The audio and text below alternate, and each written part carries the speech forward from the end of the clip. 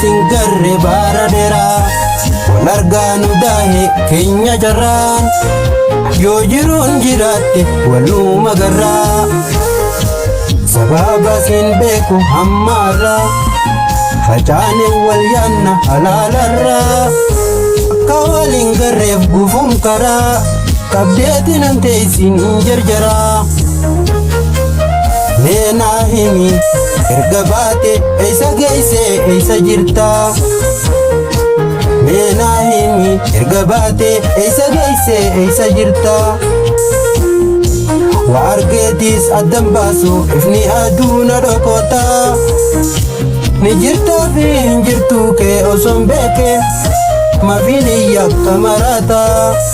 Rabbi sitti dufte akkan nu goote duyda gara Umawanin godun jirtu obse fudde tuman sabra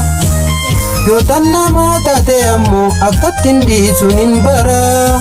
Damsi kiyya yosi gahe na abdachiisi ko gara Damsi kiyya yosi gahe na abdachiisi ko gara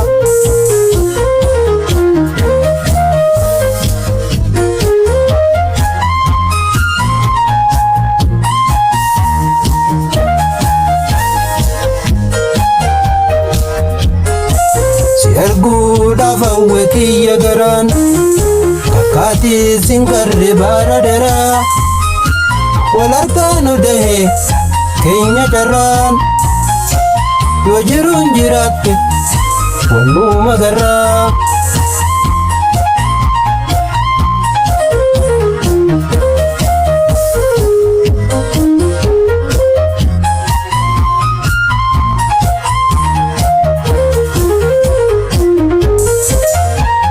Sababa sin beku hammara Fajane wal yanna halalarra Akkawalin garref gufum kara Kabdetin ante isin injarjara Hanafati fonif diga abba tokkorra dalanne Akka tasaa gargar baana jenneetis waa takka yaanne Gargar bahu kenya hedduuf taate Mirkaane farda lafaan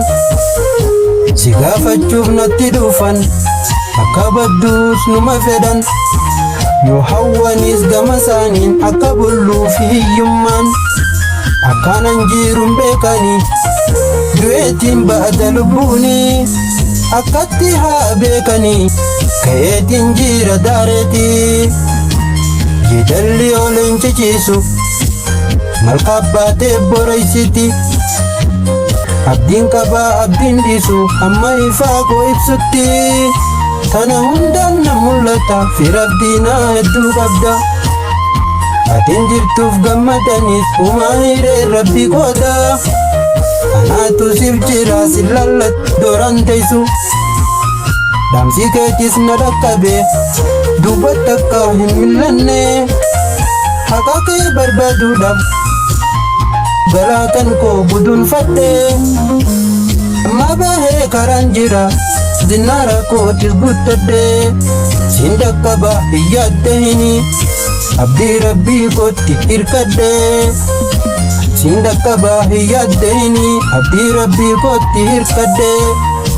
Eegulleen barbaadu ergaan manaa bahe